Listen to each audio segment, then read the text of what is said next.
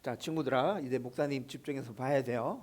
오늘 말씀이 조금 어렵다고 했는데 우리 친구들이 오늘 말씀을 그냥 이야기로, 스토리로 받아들이고 이해할 수 있으면 좋겠어요. 우리는 지금 요한복음을 계속 살펴보고 있습니다. 그렇죠? 요한복음은 예수님에 대한 이야기를 그냥 쭉 풀어서 이야기해 놓은 그런 게 아니라 하나의 질문을 던져놓고 그 질문을 향해서 계속 이야기가 펼쳐지고 있는 복음서예요. 어떤 질문이냐면 예수님은 누구신가? 그리고 그분을 믿는 참된 믿음은 어떻게 생겨나는가?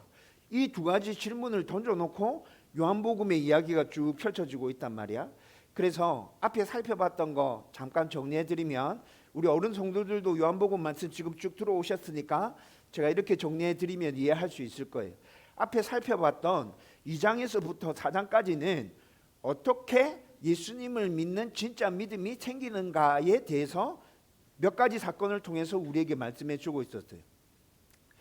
요한복음 2장에는 갈릴리 가나에서 물이 포도주로 바뀌는 기적이 일어났죠. 물이 포도주로 일어나는 기적을 통해서 사람들은 그 기적을 보고 믿음을 가지게 되었습니다.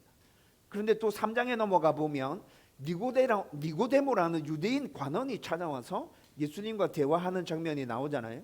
그 유대인 니고데모와의 대화를 통해서 유대인들 역시나 뭔가를 보고 난 다음에 믿음을 가지는 모습에 대해서 3장을 통해서 우리 가운데 말씀해 주고 있었어요.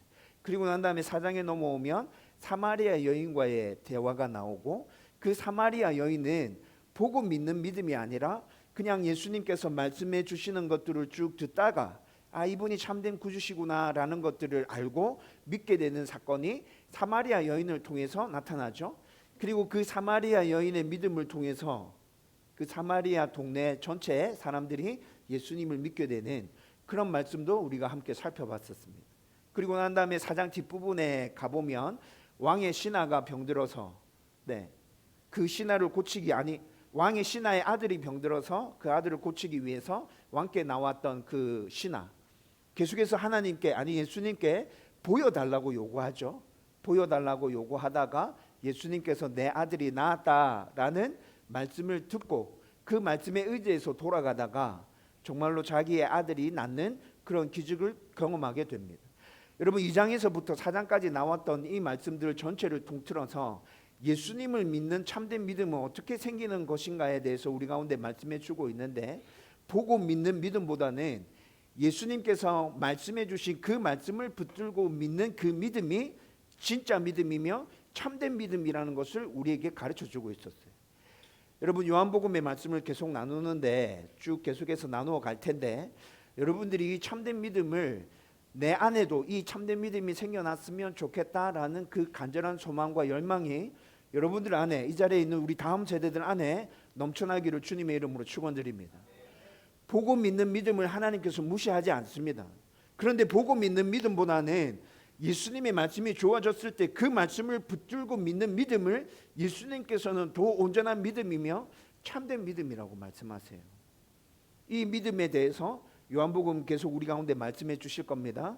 자, 그러면 이제 오늘 우리가 읽었던 본문은 5장이잖아요.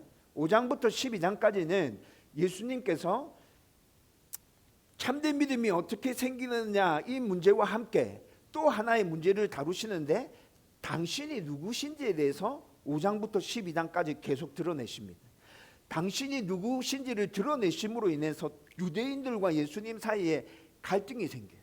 계속해서 충돌이 생긴단 말이에요.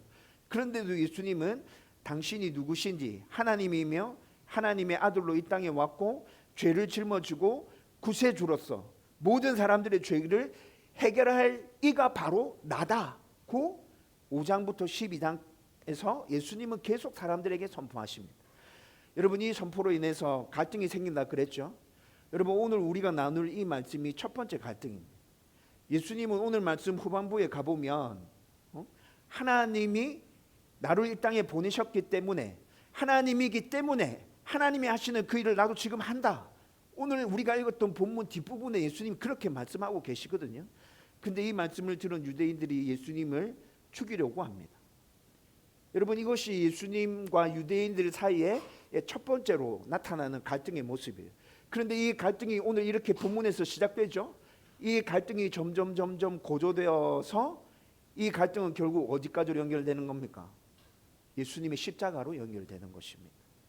여러분, 그런데 우리는 분명히 이 말씀들을 통해서 유대인들처럼 예수님과 나 사이에서 갈등을 촉발시키고 갈등을 유발시키는 게 아니라 그분이 누구신지에 대해서 말씀해 주시는 것을 귀담아 듣고 귀 기울여 듣고 그분을 나의 구주로, 나의 하나님으로, 나의 주인으로 모셔드리는 은혜가 우리 가운데 넘쳐나야 한다는 것이죠.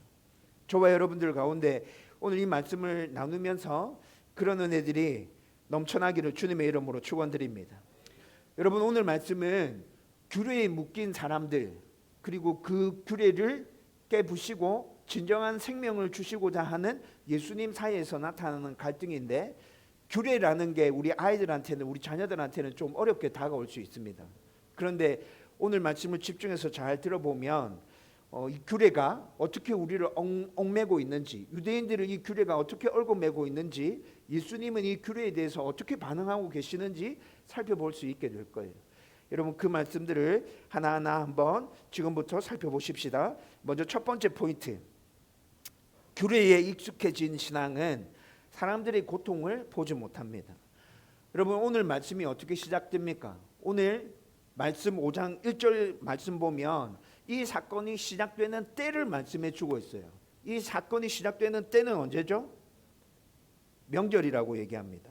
그런데 여러분, 여기서 요한복음을 기록한 요한은 의도적으로 어떤 명절인지에 대해서 얘기해 주지 않습니다.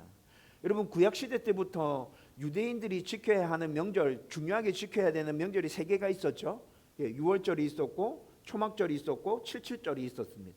여러분, 이 3가지 명절을 꼭 지켜야 되는데, 그런데 오늘 5장 1절에서는 유대인의 명절이라고만 얘기하고 어떤 명절인지에 대해서 얘기해 주지 않아요.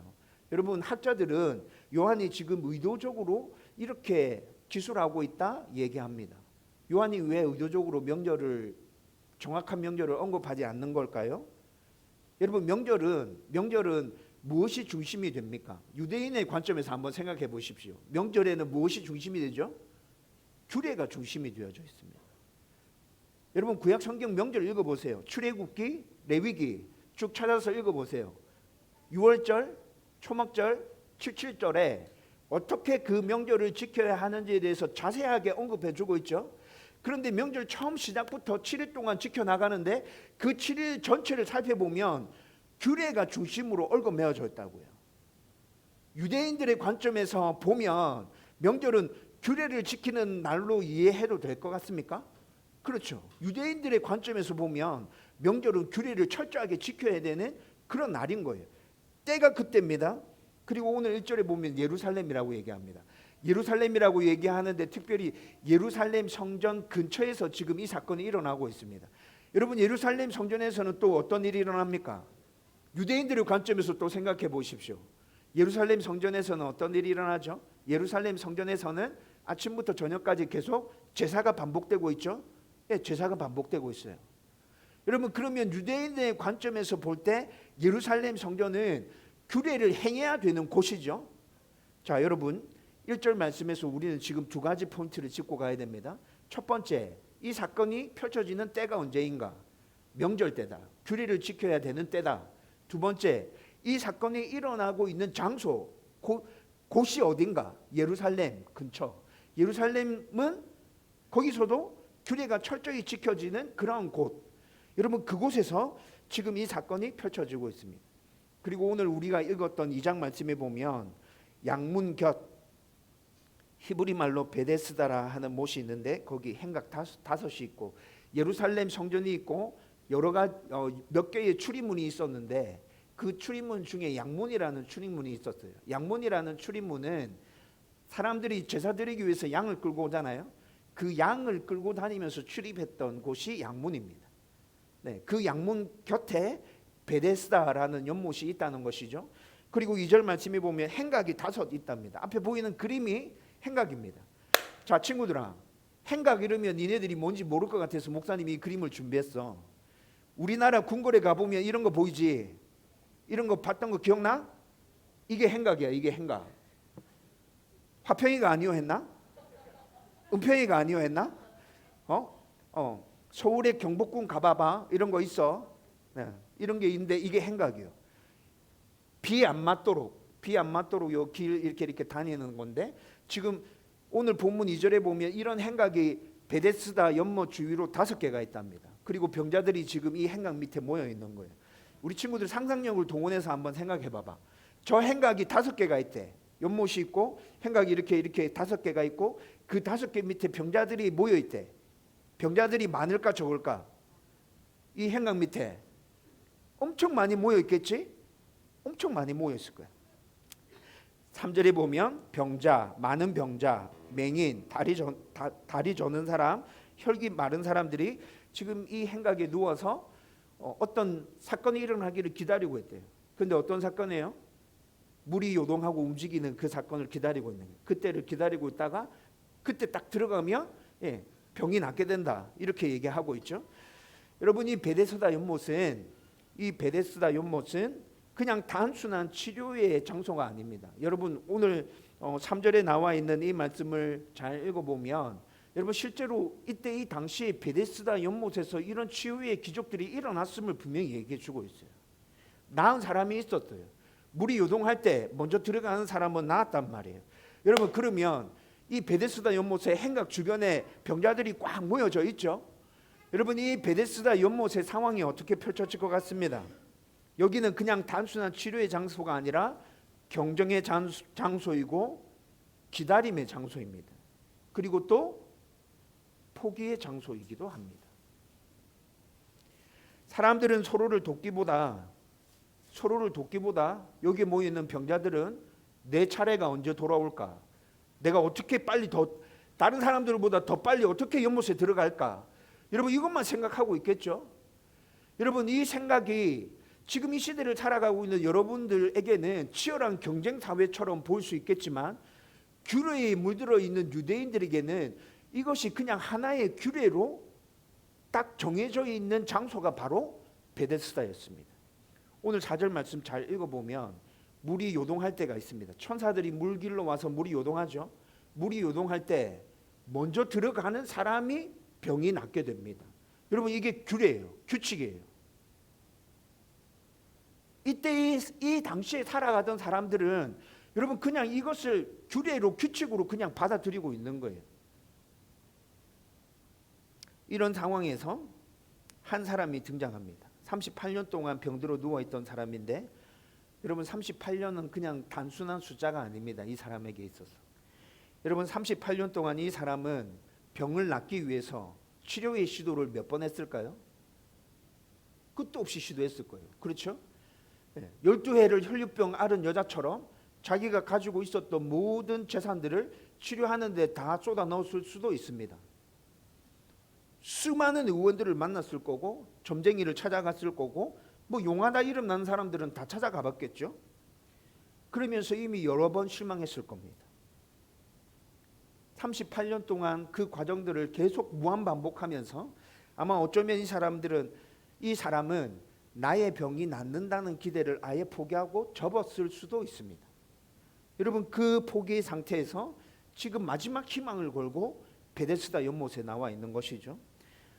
여러분 저도 여러분들 아시겠지만 베체트라는 난치성 희귀 질환을 앓고 있습니다. 네. 제 병증이 좀 심한 것 같아요. 보통 사람들은 6개월에 한 번씩 병원 가던데 저는 2개월에 한 번씩 병원 갑니다. 최근에 좋지 않아서 약을 좀 많이 먹고 있습니다. 턱 밑에 뭐가 이렇게 났는데 이게 병과 관련된 증상이거든요. 여러분 제가 21년째 지금 이 병을 앓고 있습니다. 때로 몸이 힘들 때 진짜 막 짜증나고 스트레스 확 받는 일들이 종종 있습니다. 여러분 그러면서 이 사람의 마음이 어떤 건지 저도 조금 이해할 수 있을 것 같아요. 21년 동안 계속 약을 먹고 계속 2달에 한 번씩 병원 가고 이 과정을 무한 반복하고 있는데 나을 방법은 없고 뚜렷한 치료 약도 없는 이런 상황인 저, 그리고 38년인 이 환자, 여러분 뭔가 좀 통하는 부분이 있겠죠. 조금 어떤 마음인지 제가 알 것 같아요. 여러분 그런데 예수님이 그에게 다가와서 물으십니다. 내가 낫고자 하느냐?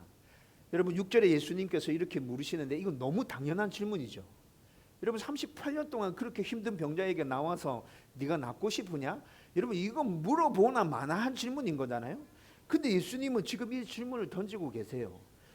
6절 말씀을 헬라어 원어로 살펴보면 여러분 6절 말씀에 예수님은 지금 사람들에 대한 관심을 가지고 있습니다. 여러분 6절을 헬라어 원어로 살펴보면 예수님은 그 베데스다 연못에 오셔서 그 행강 밑에 모여있는 사람들 한 사람 한 사람을 다 눈여겨보셨습니다. 그렇게 눈여겨보시다가 38년 된 누구의 도움 없이는 혼자 움직이지를 못하는 그 병자에게 눈길이 쏠리신 것이죠. 그리고 그 병자에게 물으시는 것입니다.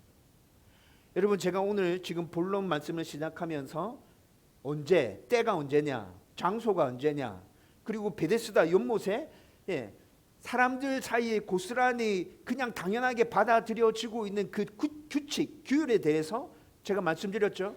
여러분 그런데 오늘 6절 말씀은 모든 것들이 규율에 관련해서 말씀이 가다가 6절 말씀에 유일하게 예수님이 사람에게 관심을 가진 말씀이 나타난다고요.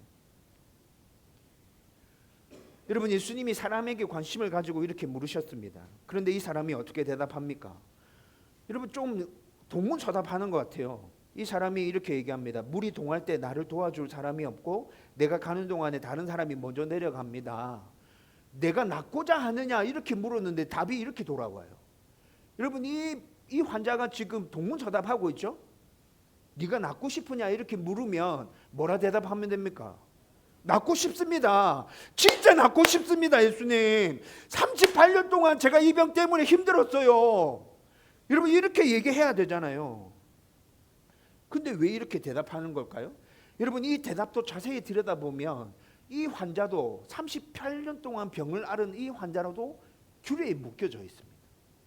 그래서 그 우물의 규칙에 대해서 지금 얘기해 주고 있는 거죠. 그냥 규례에 대해서 얘기하고 있어요. 여러분 그런데 이것뿐만이 아니라 이 환자의 대답을 잘 살펴보면 그의 인생이 보입니다. 여러분 이 대답 안에 그의 인생이 들어 있습니다. 그는 지금 병보다는 자기 주변에 자기를 도와줄 사람이 없음에 대해서 말씀하고 있는 겁니다. 그 대답을 하고 있는 거예요. 그는 하나님에 대한 믿음보다는 세상의 방식에 대해서 지금 얘기하고 있는 거예요. 그는 소망보다는 체념에 대해서 얘기하고 있다고요. 여러분 이 대답 안에 이런 것들이 고스란히 다 들어가 있습니다. 그런데 여기서 또 중요한 질문이 하나 우리 가운데 생겨납니다. 왜 아무도 이 사람 도와주는 사람이 없을까? 38년 동안 그렇게 힘들게 병을 앓아왔고 혼자 움직일 수도 없어서 지금 베데스다 연못 유일한 지푸라기로 생각하고 여기 와 있는데 그 주변에 사람들이 많은데 왜 이 사람을 아무도 도와주지 않을까? 사람들이 없어서의 문제가 아니죠. 제가 계속 말씀드리잖아요. 지금 베데스다 연못 주위에는 수많은 사람들이 있다고요. 문제는 사람은 많았지만 그를 일으켜 줄 사람이 없는 거예요. 도와줄 사람이 없는 거예요. 왜 그렇습니까? 거기는 규례만이 존재하는 곳이기 때문에 그렇습니다. 규례만이 존재하는 곳이기 때문에 그렇습니다. 내가 먼저 들어가야 산다. 규칙은 규칙이다. 이 규칙을 지켜야 돼. 모두 다 지켜야 돼. 도와주면 내 기회를 놓쳐. 여러분 규례만이 남아있는 곳이기 때문에 그렇다는 것이죠. 여러분 이런 생각이 가득하면 옆에 있는 사람의 어려움이 보이지 않습니다. 나랑 친한 사람이 당하고 있는 고통이 보이지 않는다고요. 그 병자의 38년의 고통이 눈에 들어오지 않는 거예요. 이렇게 된 이유는 제가 지금 계속 반복해서 말씀드리는데 베데스다는 단순한 경쟁의 장소가 아니라 그 경쟁이 신앙의 방식으로 규례로 존재하고 있는 곳이기 때문에 그렇습니다. 그래서 모두가 하나님을 기다리고 있지만 모두가 하나님의 역사를 기다리고 있지만 내 옆에 있는 사람들은 다 외면하는 거예요. 여러분 베데스다 이곳을 한마디로 정의하면 규칙은 살아 있었지만 생명의 역사가 없는 곳이에요. 규칙은 살아 있었지만 생명의 역사가 없는 곳. 이것이 규례와 규제의 구조에 익숙해진 신앙의 모습입니다. 여러분, 규례 자체가 나쁜 것입니까? 규례 자체는 나쁜 게 아니에요. 규례가 있어야 돼요. 그렇죠? 그런데 뭐가 문제입니까? 규례가 목적이 되면, 규례가 전부가 되면 그것이 문제가 된다는 것이죠. 안식일을 지키느라고 사람이 쓰러진 것을 보지 못하고 질서를 지키느라고 다른 사람, 옆에 있는 사람의 고통을 보지 못하는 것이 문제가 되는 것입니다. 체계를 유지하느라고 생명을 미루는 신앙, 그런 신앙은 결국 사람을 살리지 못합니다. 여러분, 우리가 살아가는 이 현실 세계에서도 이런 일이 일어납니다. 여러분, 응급실 뺑뺑이가 왜 일어나는 겁니까? 의사가 없어서 일어나는 건가요? 여러분, 체계와 규율과 시스템을 지키기 위해서 사람의 생명을 외면하는 것이 응급실 뺑뺑이 아닙니까? 여러분, 우리 가운데 있는 그 체계와 시스템을 조금 넘나든다 하더라도 환자가 왔을 때 의사들이 그들에게 자기가 가지고 있는 그 의술을 시행한다면, 여러분, 지금보다도 응급실을 돌아다니다가 죽어가는 사람들, 저는 그 숫자가 확 줄어들 거라 생각합니다. 관공서에 가보셨습니까? 어렵고 힘든 문제를 풀리지 않는 문제를 가지고 도움을 달라고 관공서에 찾아갔는데, 관공서에 있는 거기 계신 분들이 주로 하는 얘기는 뭐래요? 규율이 이렇습니다. 어쩔 수 없습니다. 안 됩니다. 여러분, 그것 때문에 사람이 죽어가고 있어요. 그런데 가서 얘기를 해보면 그런 말들만 계속 돌아옵니다.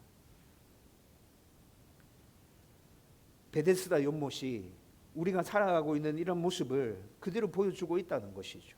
종교적인 열심이 많아도 생명이 사라질 수 있다.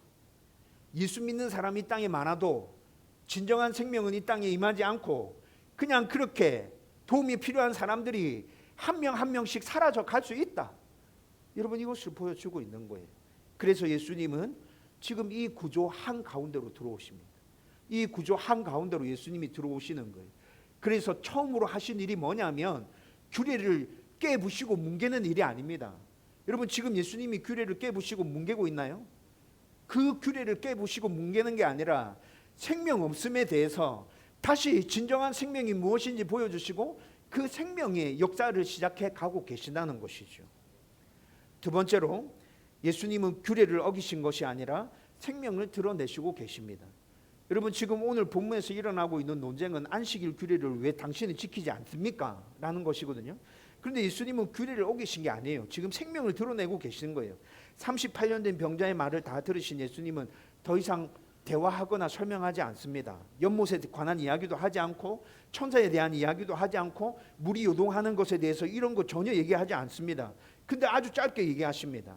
결정적인 말씀을 하시죠. 일어나 내 자리를 들고 걸어가라 라고 말씀하십니다. 여러분, 그런데 이 말씀이 이 상황에서 지금 굉장히 충격적인 말씀입니다. 왜 그렇습니까? 이 날은 안식일이라고 얘기하고 있죠. 9절 말씀에요. 9절 말씀에 보면 이 날은 안식일이란 말합니다. 안식일에는 짐을 나르는 것이 금지되어져 있습니다. 침상을 들고 걸어가는 행위가 명백히 유대인의 관점에서 규례 위반이라는 것이죠. 그런데 예수님은 환자 38년 동안 병들어서 누워있는 환자 일어나라 이렇게만 얘기하시면 되는 거 아니에요? 여러분, 걸어가는 건 지가 알아서 하겠죠. 그렇죠? 짐을 싸들고 가든지 뭐 그냥 놔두고 가서 다음날 와서 짐을 뭐 챙기든지 이건 자기가 알아서 할 일인데 예수님께서 일어나라만 말하지 않고 일어나 내 자리를 들고 걸어가라 말씀하십니다. 왜 이렇게 말씀하시는 걸까요? 예수님은 단순히 병을 고치는 데서 멈추지 않으시고 지금 안식일이 무슨 날인지 명확하게 사람들에게 가르치기 위해서 이 말을 하시는 것입니다. 여러분, 성경이 말하는 안식일은 어떤 날입니까? 아무 일도 하지 않는 날입니까? 안식일은, 성경에서 말하는 안식일은 아무 일도 하지 않는 날입니까? 아니죠. 성경에서 말하는 안식일은 아무 일도 하지 않는 날이 아니라 하나님과 진정한 교제를 누리면서 진정한 쉼을 얻고 그 안에서 참된 생명과 참된 믿음이 회복되는 날이 안식일이지 않습니까? 그런데 사람들은 어느 순간 안식일을 생명을 살리는 날이 아니라, 나의 생명이 온전히 회복되는 날이 아니라 규칙을 지키는 날로 바꿔놓았습니다. 그래서 예수님은 이 전체 상황을 통해서 안식일에 사람이 낳는 것, 그리고 안식일에 생명이 회복되는 것이 잘못된 것이냐라고 이 사건 전체를 통해서 지금 사람들에게 질문하고 있는 거예요. 그리고 9절 말씀 보면 그 사람이 곧 나와서 자리를 들고 걸어가니라 라고 말씀하고 있습니다. 일어나서 내 자리를 들고 가라 그랬는데 진짜 이 환자가 일어나서 자리를 들고 걸어갔습니다. 여러분, 그런데 또 여기서 우리가 주목해야 될 부분이 있어요. 여러분, 이 환자는 질문하지 않습니다. 예수님께 질문하지 않아요. 당신이 누군데 나한테 일어나 걸어가라 말합니까? 오늘 안식일이라는 건 알아요? 오늘 안식일이에요. 이거 들고 걸어가다가 큰일 나요. 당신 누구예요? 이런 질문이 전혀 없어요. 설명을 요구하지 않고 그냥 말씀을 들었습니다. 그런데 그 말씀에 곧바로 순종했습니다. 여러분, 이것이 중요합니다. 이 사람은 나에게 말한 이분이 누군지 아직 모릅니다. 여러분, 예수님이 이 사람에게 복음을 선포했습니까? 예수님이 이 사람에게 기적을 보여줬나요? 이 사람이 예수님에게 믿음의 고백을 고백했나요? 그런 거 아무것도 없잖아요. 전혀 없어요. 그런데 이 사람은 예수님께서 일어나서 네 진보다리 싸들고 걸어가 라고 얘기했을 때 그 말씀 앞에서 먼저 반응합니다. 아무것도 묻지 않고 그냥 반응합니다. 이것이 하나님의 은혜가 임하는 방식입니다. 이것이 진짜 믿음이라고요. 믿음이 먼저 완성되어서 순종하는 것이 아니라 순종할 때 믿음이 자라게 됩니다. 순종할 때 믿음이 자라게 된다고요. 여러분, 구원받는 믿음은 어떻게 생기는 겁니까? 구원받는 믿음은 오직 믿음, 예수 그리스도가 나를 위해서 십자가 돌아가셨다, 이것을 믿음으로 생기는 것이죠. 그렇게 해서 우리는 하나님의 자녀가 됩니다. 그리고 난 다음에 그 믿음이 그냥 그렇게 가만히 있으면 됩니까? 이 믿음이 계속 커가야 되잖아요. 성장해 가야 되잖아요. 이 믿음이 성장해 가기 위해서는 어떻게 해야 되는 거죠? 묻지도 따지지도 말고 하나님의 말씀이 들려왔을 때 순종하라. 여러분, 이것이 지금 오늘 병든 자가 보여주고 있는, 우리에게 보여주는 아주 중요한 진리라는 것이죠. 유대인들이 그에게 묻습니다. 10절 말씀에 보면 안식일인데 내가 자리를 들고 가는 것이 옳지 않다, 이렇게 말합니다. 여러분, 10절 말씀에 유대인들이 지금 이 병자에게 얘기하는 거예요. 여러분, 앞에 6절에 예수님이 사람에 대한 관심을 가지고 사람에 대한 이야기를 하셨다 제가 말했죠. 여러분, 10절 말씀 보세요. 유대인들은 지금 무엇에 관심을 두고 얘기하는 것 같아요? 안식일인데 내가 자리를 두고 가는 것이 옳지 않다. 유대인들은 계속해서 규례에 대한 관심을 가지고 지금 이야기하고 있습니다. 여러분, 이 상황에서 당연히 나와야 될 질문은 하나도 눈에 보이지 않습니다. 왜 짐을 들고 가느냐? 여러분, 여기서부터 시작해야 되죠. 여러분, 규례를 정확하게 적용하려고 하면 이 병자가 짐을 들고 가고 있으면 너 안식일인데 왜 지금 짐 들고 가고 있는 거지? 그리고 안식일 규정에 보면 짐을 들고 몇 미터 이상 가지 마라, 몇 규빗 이상 가지 마라, 이런 규례가 있었잖아요. 그러면 너 안식일인데 왜 지금 짐 들고 걸어가는 거야? 그 다음에 나와야 될 질문이 뭔 것 같아요? 어디서부터 걸어왔어? 어디서부터 걸어왔어? 이거 물어야겠죠? 여러분, 그런데 이런 질문이 없어요. 여러분, 이 사람의 몰골을 한번 생각해 보세요. 이 병자의 몰골이 어땠을까요? 여러분, 베데스다 연못에 치유의 기적이 일어나, 여러분, 이때 이 당시에 살아가는 예루살렘에 있었던 사람들은 다 알고 있었던 사실이겠죠. 그러면 이 사람이 짐을 꾸리고 걸어가고 있는 모습을 보면, 여러분, 이때 이 당시에 살았던 사람이면 저 사람이 베데스다에서 지금 몸이 나아서 지금 자기 짐꾸러미를 꾸려서 챙겨가고 있구나 라는 것들을 얼마든지 합리적으로 추측할 수 있는 상황이지 않습니까? 그렇죠? 누가 낫게 했는지에 대해서도 묻지 않습니다. 여러분, 이 질문이 왜 필요합니까? 11절에 보면 너 왜 안식일인데 짐을 들고 걸어가니? 라고 말했을 때 이 병자가 그렇게 얘기하거든요. 나를 낫게 한 사람이 짐을 들고 걸어가라 하더라. 그래서 내가 지금 이렇게 가고 있다. 여러분, 이 대답을 들으면 베데스다 연못에 들어가서 나은 게 아니고 이 사람을 낫게 한 사람이 있다고? 넌 누가 낫게 한 거야? 여러분, 이런 질문이 따라와야 맞는 거라고요. 그런데 이런 질문 전혀 하지 않습니다. 오직 안식일 규례에 대해서만 이야기합니다. 여러분, 그들이 본 건 뭡니까? 규례 단 하나. 규례 단 하나 보고 있어요. 그렇다면 이들은 왜 환자가 나은 것보다, 회복한 것보다 규칙을 먼저 앞세우고 있는 걸까요? 이에 대한 답은 아주 단순하죠. 이들에게 규례가 목적이 되어져 있기 때문에 그렇습니다. 규례가 전부 다라고 생각하기 때문에 여러분 이렇게 얘기하고 있는 것이죠. 규례는 생명을 보호하기 위함인데 어느 순간 생명을 판단하는 기준이 되어버린 것입니다. 그래서 그는 나를 낫게 한 그가 자리를 들고 걸어가라 하더라 이렇게 얘기하죠. 이게 11절에 나오는 말씀이라고요. 어떻게 생각하면 이 말은 변명처럼 들릴 수도 있습니다. 그러나 좀 전에 말씀드렸던 것처럼 이 말은 그의 신앙 상태를 그대로 보여주고 있는 것입니다. 예수님이 말씀하셨을 때 내가 이분이 누군지 잘 모르겠지만 그냥 그 말씀에 따라서 순종하는 그의 순수한 신앙을 그냥 보여주고 있는 것이라고요.